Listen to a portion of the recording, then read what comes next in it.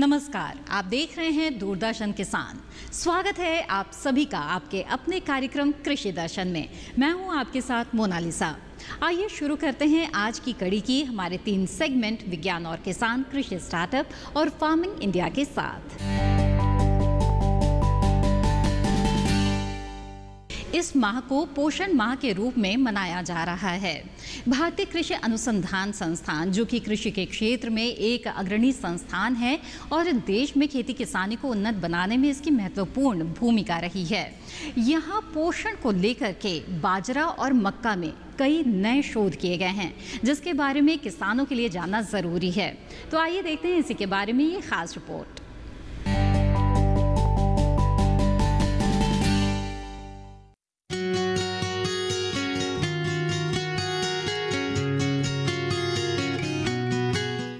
कुपोषण की समस्या मुख्य रूप से असंतुलित आहार की वजह से होती है। विकासशील और अविकसित देशों में यह समस्या खतरनाक रूप से उभरी है। भारतीय कृषि अनुसंधान संस्थान भी इसमें भूमिका निभा रहा है। मक्का की जो संवर्धित किस्में यहाँ तैयार हो रही हैं, उनमें प्रोटीन की मात्रा को कई गुना बढ़ाया जा रहा है। आप जानते ही हैं कि शरीर को बल देने के लिए प्रोटीन कितना जरूरी है। इसी तरह संवर्धन के बाद मक्का में प्रोविटामिन ए की मात्रा 10 ppm तक बढ़ाई जा रही है। सामान्य अवस्था में ये महज 1 से 2 ppm होती है। देश में पोषण सुरक्षा प्रदान करने के लिए संस्थान के द्वारा जैव संवर्धित किस्मों के विकास के ऊपर कार्य हो रहा है। मैं पूषा संस्थान में आपका हार्दिक स्वागत करता हूं और मैं बताना चाहूँगा कि कौन कौन सी विधाएं हैं जिसमें हम जैव संवर्धन के ऊपर काम कर रहे हैं। अभी आप जो खेत पीछे खड़ा देख रहे हैं, ये मक्के का खेत है और मक्के में विशेष रूप से हमारा अनुसंधान कार्य, इसमें लाइसिन और ट्रिप्टोफान, ये 2 अमाइनो एसिड्स होते हैं जो प्रोटीन के मुख्य अंग होते हैं और प्रोटीन का शरीर की संरचना के विकास में और उसकी ऊर्जा में बहुत बड़ा योगदान होता है। तो इन किस्मों में लाइसिन और ट्रिप्टोफान की मात्रा बढ़ाई गई है। इसके साथ ही साथ एक दूसरा पोषक तत्व होता है जिसको हम प्रोविटामिन ए कहते हैं, और प्रोविटामिन ए की कमी अगर होती है तो रतौंधी, जो संध्या के समय न दिखने की बीमारी हो जाती है, और ख़ासकर जो गर्भवती माताएं हैं और छोटे बच्चे हैं, उनके अंदर भी इस कुपोषण की वजह से काफ़ी शारीरिक स्वास्थ्य की समस्याएं आती हैं। तो ये जो हमारी किस्में जैव संवर्धित मक्के की किस्में बनाई गई हैं, इसमें प्रोविटामिन ए की मात्रा करीब करीब 10 ppm पार्ट्स पर मिलियन होती है, जो सामान्य मक्के में मुश्किल से 1 से 2 ppm पाई जाती है।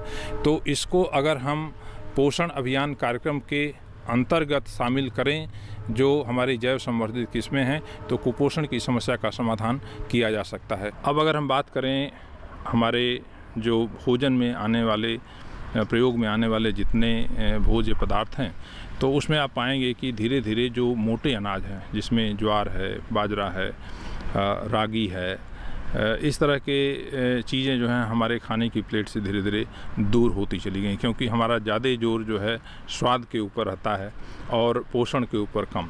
जबकि इन सारे अनाजों को हम न्यूट्री सीरियल्स के नाम से जानते हैं। न्यूट्री सीरियल्स इनका नाम इसलिए दिया गया है कि इनके अंदर पोषक तत्वों की मात्रा प्रचुर रूप में पाई जाती है। पूषा संस्थान के अंदर हम यह प्रयास कर रहे हैं कि किस प्रकार से हम इन मोटे अनाजों की उन्नत किस्मों का विकास करें, जिनके अंदर पोषक तत्वों की मात्रा जो अभी उपलब्ध है उससे और ज़्यादा बढ़ाई जाए। जलवायु परिवर्तन के कारण हमारी फसलों को भी खासा नुकसान पहुंचा है। बहुत सी किस्में लुप्त हो चुकी हैं और कई लुप्त होने के कगार पर हैं। पूषा संस्थान धान की 10,000 किस्मों का मूल्यांकन कर रहा है। ये किस्में देश भर से लाकर यहाँ रोपी गई हैं। मूल्यांकन के बाद ऐसी किस्में तैयार की जाएंगी जिनमें बाढ़, सूखा, रोग और कीट से लड़ने की अद्भुत क्षमता होगी। फिर इन किस्मों को ऐसे इलाकों में रोपाई के लिए भेज दिया जाएगा जहां बाढ़ या सूखा या रोगों की ज्यादा समस्या रहती है। 10,000 किस्में 5 एकड़ जमीन में लगी हैं। मूल्यांकन के लिए ड्रोन का सहारा लिया जा रहा है। किसानों के द्वारा सदियों से संरक्षित करीब 10,000 धान की प्रजातियां, जैसा कि आप पीछे खेत में देख रहे हैं, यहाँ पर लगाई गई हैं। और इन प्रजातियों का हम मूल्यांकन कर रहे हैं, उनकी जो विशेष क्षमता है उसके लिए किसानों ने इनको बचा करके रखा है। तो उसका एक मुख्य कारण है कि इनके अंदर कुछ न कुछ अच्छे गुण रहे होंगे। इन किस्मों का मूल्यांकन हम करेंगे सूखा रोधी क्षमता के लिए, बाढ़ रोधी क्षमता के लिए, कीट रोधी, रोग रोधी क्षमता के लिए, और इसके साथ ही साथ इन किस्मों में पोषक तत्वों की प्रचुर मात्रा भी पाई जाती है, विशेष रूप से लोहा तत्व और जस्ता तत्व।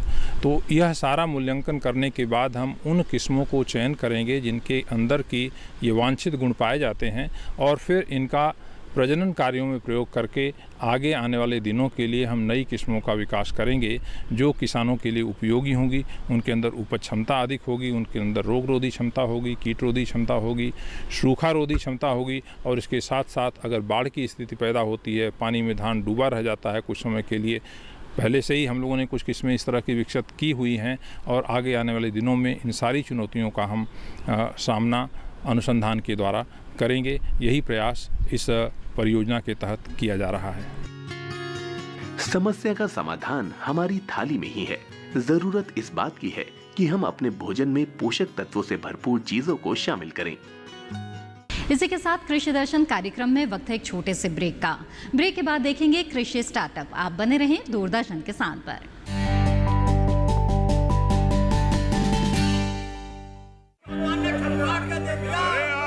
सारी फसल अच्छी होगी भाई।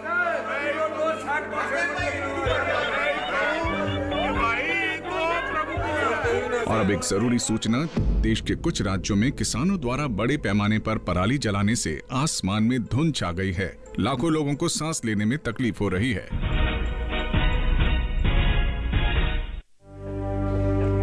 हर साल हम अपने ही घर फूकते हैं और तमाशा बनते हैं।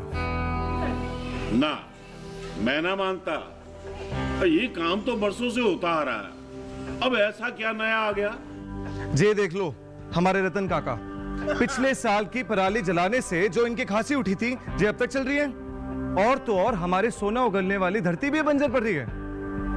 बेटा, तुम्हारी बात मान भी ले, पर एक बात बताओ कि पराली को ठिकाने लगाने में भी तो लागत आती है, और ये आग जलाने से ये काम आसानी से हो जाता है। काका जे बात ना रही, हम कह रहे हैं। देखो, मेरे पास कुछ मशीनों की तस्वीरें भी हैं, मैं तुम्हें दिखाता हूं। ये देखो, ये है हैप्पी सीडर, ये है मल्चर, ये है जीरो टिल ड्रिल, ये है स्ट्रॉ चॉपर, ये है रिवर्सिबल मोल्ड बोर्ड प्लॉ, और ये है रोटावेटर। ये सारी मशीनें अब 50% अनुदान पे मिल रही है, और तो और कस्टम हायरिंग केंद्र लगाने पर सरकार से 80% का अनुदान भी मिलेगा। और ये संकल्प हमारे प्रधानमंत्री जी का है कि अब पराली कोई न जलाए और आधुनिक मशीनों का इस्तेमाल कर पराली खेत में मिलाएं और मिट्टी की गुणवत्ता को बढ़ाए।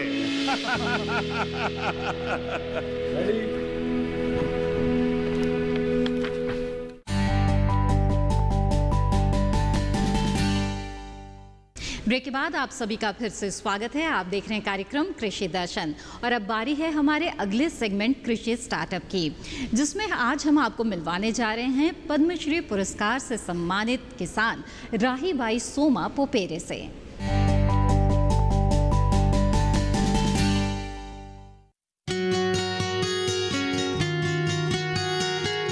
बीज माता के नाम से मशहूर महाराष्ट्र की राहीबाई सोमा पोपेरे को देसी बीजों के संरक्षण के लिए पद्मश्री मिल रहा है। जिला कुंभालने के अंबेडकर नगर की रहने वाली राहीबाई ने अपने कच्चे घर में बीज बैंक बना रखा है। उनके पास दाल, मोटे अनाज और तिलहन के पुराने देसी बीजों के भंडार हैं। वो संस्थाओं की मदद से इसे किसानों को देती हैं। कुंभालने जिले की गिनती महाराष्ट्र के अति पिछड़े जिलों में होती है। राहीबाई यहाँ के किसानों को बिना किसी रसायन के प्रयोग की खेती सिखाती हैं और उन्हें पुराने बीजों से होने वाले फायदों के बारे में बताती हैं। उनका मानना है कि देसी बीजों से ही किसानों का भला हो सकता है, क्योंकि इसके लिए बस हवा और पानी की जरूरत होती है। वो अभी 35,000 किसानों के साथ काम करती हैं और इनके सहेजे गए बीजों में 32 फसलों की खेती हो रही है। समाचार एजेंसी पीटीआई से बातचीत में उन्होंने बताया कि 20 साल पहले जब उन्होंने पुराने बीजों को सहेजना शुरू किया था, तब उनके घर वाले उनके ऊपर हंस रहे थे, लेकिन उन्होंने घर में मना कर दिया था कि बाजारों में मिलने वाले हाइब्रिड बीज से वो खेती नहीं करेंगे और न ही उस फसल को खाएंगे। वो आगे कहती हैं कि 12 साल की उम्र में उनकी शादी हो गई थी। वो कभी स्कूल नहीं गई, लेकिन खेती के नए तरीके सीखना चाहती थी। शुरू में सब्जियों की खेती पुराने बीजों से शुरू की। तब लोग कहते थे कि इससे कुछ पैदा नहीं होगा। पिछले साल बीबीसी ने राहीबाई को दुनिया भर में प्रेरणादायक और प्रभावशाली 100 महिलाओं की सूची में स्थान दिया था। राहीबाई पीटीआई से कहती हैं कि विश्वास करिए, हम जो इतना बीमार हो रहे हैं उसके लिए हमारा जहर युक्त खाना ही जिम्मेदार है। हम इतना उगा सकते हैं जिससे हमारा काम चल जाएगा। इसीलिए हमें खेती की पुरानी पद्धति और देसी बीजों की ओर लौटना होगा। उनके यहाँ जो लोग ट्रेनिंग के लिए आते हैं, उन्हें भी वो यही सिखाती हैं।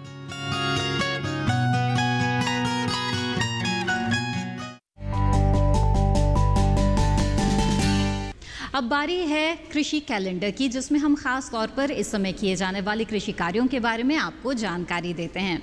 तो आइए देखते हैं सितंबर माह में की जाने वाली मिर्ची की खेती के बारे में आज के कृषि कैलेंडर में।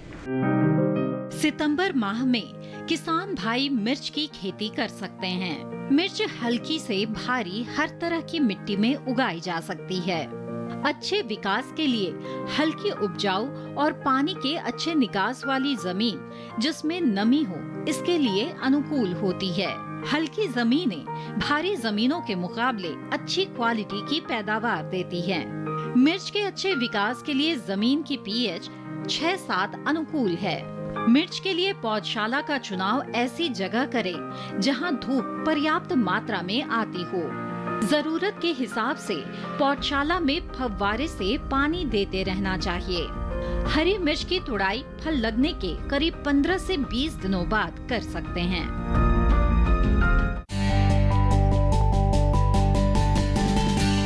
कार्यक्रम कृषि दर्शन में वक्त है एक और छोटे से ब्रेक का। ब्रेक के बाद देखेंगे फार्मिंग इंडिया। आप बने रहें दूरदर्शन किसान पर।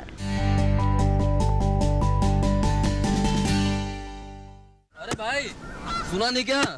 केसीसी ने किसानों का जिंदगी बदल दिया है। देश के छोटे किसान 1,60,000 रुपये तक का कर्ज बिना किसी गारंटी को ले पाएंगे।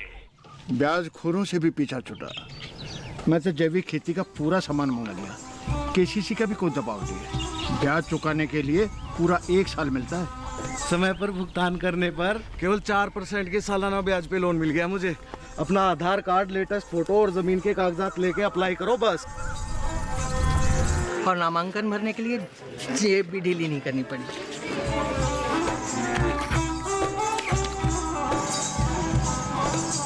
चाचा, उधार चुकाने के 24 घंटे के बाद उतने ही पैसे वापस निकाल सकते हैं। केसीसी ने किसानों की जिंदगी वाकई बदल दी है। तो आप भी किसान क्रेडिट कार्ड अपनाएं और सहजता से ऋण पाएं।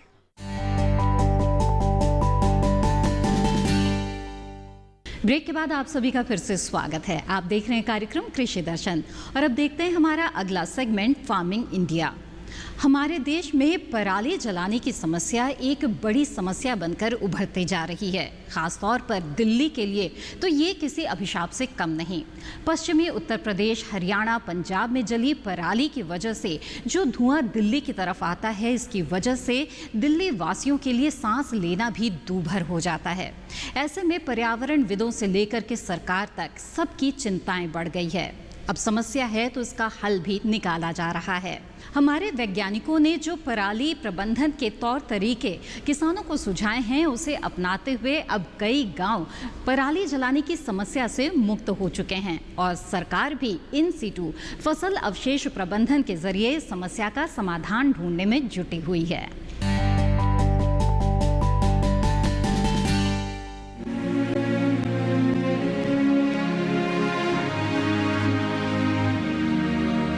सर्दी का मौसम और दिल्ली का प्रदूषण, इन दोनों का चोली दामन का साथ है। पराली आग में घी डालने का काम करती है। जल्द ही धान की फसल पकने लगेगी और किसान अगली फसल बोने के लिए पराली जलाएंगे। ये धुआं उठकर दिल्ली तक पहुंचेगा और फिर दिल्ली में प्रदूषण का स्तर बढ़ जाएगा। हर साल और साल दर साल यही होता आया है। कई बार प्रदूषण का स्तर अत्यधिक गंभीर श्रेणी तक पहुंच जाता है। इसमें पराली का योगदान भी कम नहीं होता। 1 नवंबर 2019 के दिन तो दिल्ली के प्रदूषण में पराली से उठे धुएं की हिस्सेदारी 46% तक पहुंच गई। पराली जलाना सिर्फ प्रदूषण की समस्या ही नहीं पैदा करता, बल्कि खुद किसानों को भी नुकसान पहुंचाता है। इससे मिट्टी की उपजाऊ शक्ति पर असर पड़ता है। उसमें मौजूद पोषक तत्व और सूक्ष्म जीव नष्ट हो जाते हैं। सरकार पराली जलाने की घटनाओं को कम करने की लगातार कोशिश कर रही है। इस कोशिश में काफी हद तक कामयाबी मिल रही है। आंकड़े बताते हैं कि 4500 के करीब गांव अब पराली जलाने की घटनाओं से मुक्त हो चुके हैं। ये सब किसानों की सहभागिता के बिना मुमकिन नहीं था। दरअसल पराली जलाने की बड़ी समस्या दिल्ली, पंजाब, हरियाणा और पश्चिमी उत्तर प्रदेश में देखने को मिलती है और यहीं का धुआं दिल्ली को अपनी चपेट में लेता है। इसीलिए सरकार इन सीटू फसल अवशेष प्रबंधन में इन्हीं राज्यों पर ज्यादा ध्यान दे रही है। ये ऐसी योजना है जिसमें खेत के अवशेष खेत में काम में आ जाते हैं और अगली फसल के लिए उपयोगी साबित होते हैं। जाहिर है, जब खेत के अवशेष खेती के ही काम में ले लिए जाएंगे तो वायु प्रदूषण अपने आप कम हो जाएगी। इस काम में कृषि विज्ञान केंद्र, राज्य कृषि विभाग और कृषि विश्वविद्यालयों का भरपूर सहयोग मिल रहा है। बल्कि कुल मिलाकर 100 सार्वजनिक संस्थान पराली प्रबंधन के काम में लगे हैं। इन सीटू फसल अवशेष प्रबंधन में पराली प्रबंधन की विधियों को किसानों तक पहुंचाया जा रहा है। उनके बीच जागरूकता लाई जा रही है और पराली प्रबंधन की मशीनें उपलब्ध कराई जा रही हैं। इन मशीनों को किसान चाहे तो खुद भी खरीद सकते हैं या फिर किराए पर ले सकते हैं। वैज्ञानिक गांव-गांव जाकर मशीनों को प्रदर्शित कर रहे हैं ताकि किसान अपनी आंखों से इनके फायदे देख सकें और फिर इन्हें अपना सकें।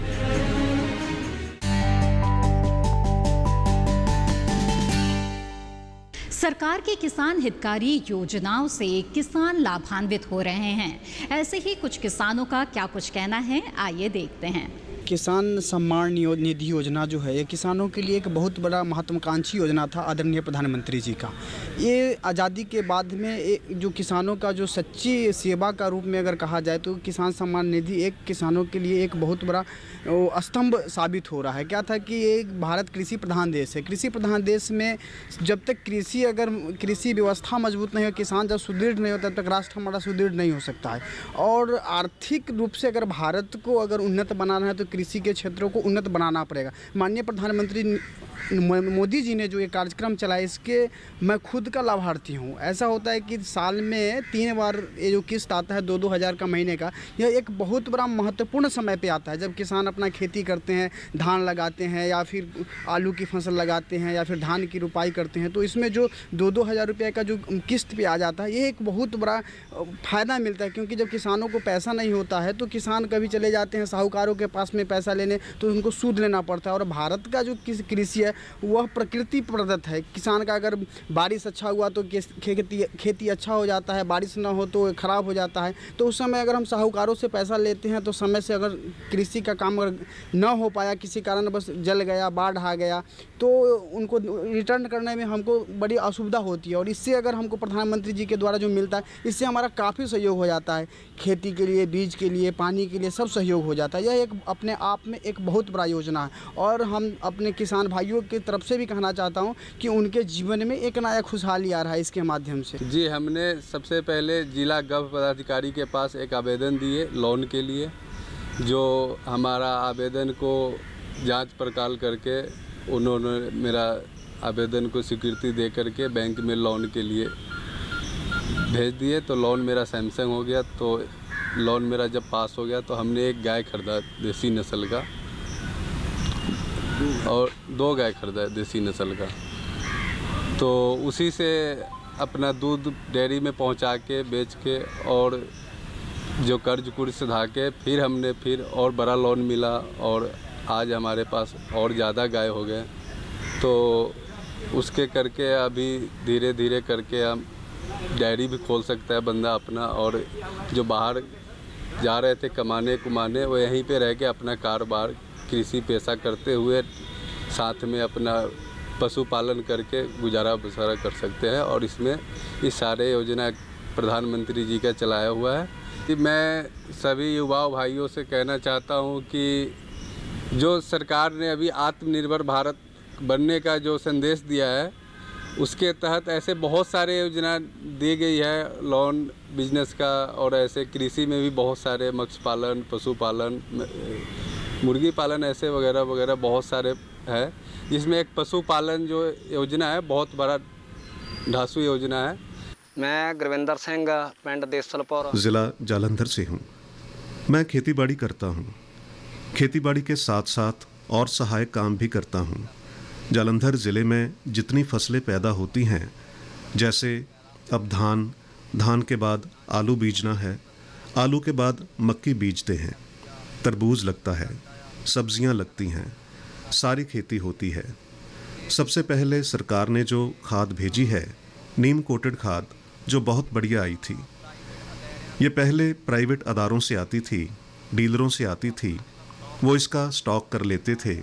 अब ये खाद डायरेक्ट कोऑपरेटिव सोसाइटियों से प्राप्त होती है, और ये जो नीम कोटेड खाद है, इसका रिज़ल्ट बहुत अच्छा है।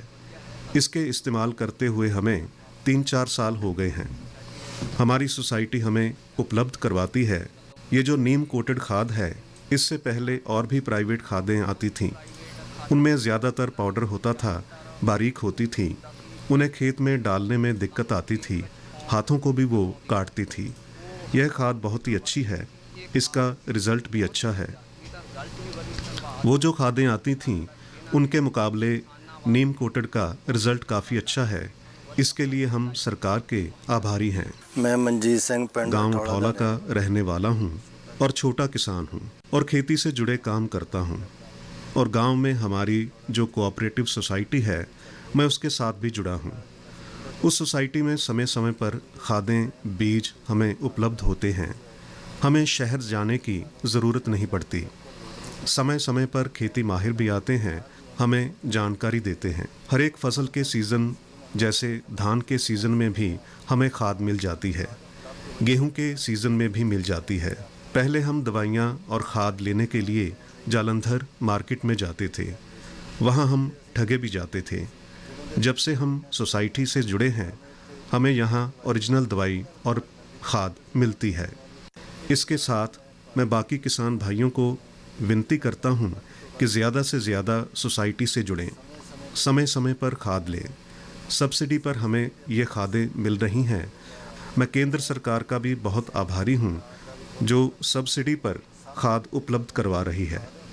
मेरी जानकारी के मुताबिक यूरिया, डाया हमें बड़े स्तर पर सब्सिडी मिल रही है। अगर ये मार्केट रेट पर मिले तो हम नहीं दे सकते। हम केंद्र सरकार के बहुत आभारी हैं, जो सब्सिडी से खाद उपलब्ध करवा रही है।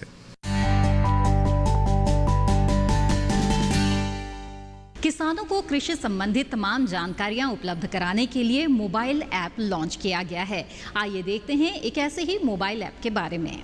मेघदूत भारत मौसम विज्ञान विभाग, भारतीय उष्णकटिबंधीय मौसम विज्ञान संस्थान और Indian council of agriculture research की एक संयुक्त पहल है, जिसका उद्देश्य मोबाइल एप्लीकेशन का उपयोग करने के लिए एक सरल और आसान माध्यम से किसानों तक महत्वपूर्ण जानकारी पहुंचाना है।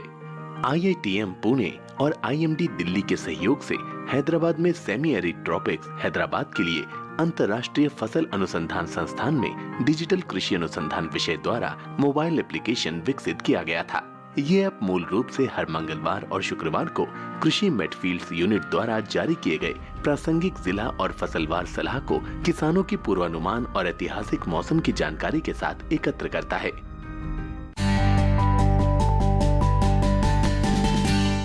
और आइए देखते हैं आज क्या खास जानकारी है आपके लिए ट्विटर प्लेट में।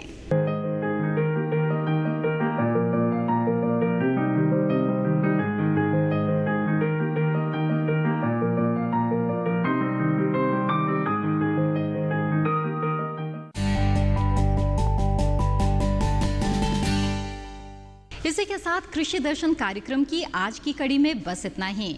अगली कड़ी में फिर हाजिर होंगे कुछ और विशेष और लाभकारी जानकारियां लेकर। तब तक के लिए दीजिए इजाजत। आप बने रहिए दूरदर्शन किसान पर। नमस्कार।